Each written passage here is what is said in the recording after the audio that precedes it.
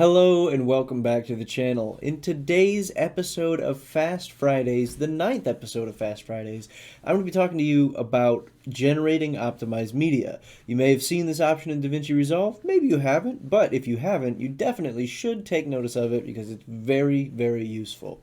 So, without wasting any time, let's jump into this. So here we are inside of Davinci Resolve. You can see right here that the clip that we have in our timeline was shot in Blackmagic Raw. That means that there's a ton of data in it and it's pretty hard for the editor to work with. So what we can do to get around that is go ahead and generate optimized media for this clip.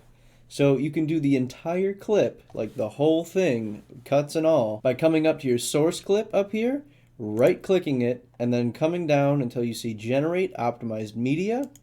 You'll get this popping up. It will generate your optimized media. And now, while this is in the timeline, it's going to treat it as a different file type than this Blackmagic Raw.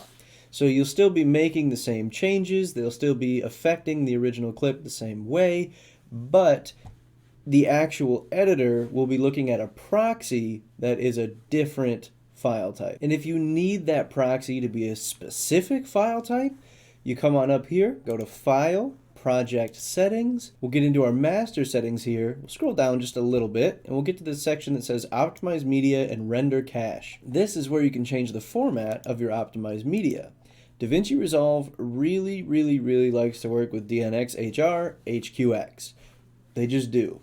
So I would recommend, unless you have a specific use case, leave it there. It'll make your editing much smoother and faster and just generally a more pleasant experience.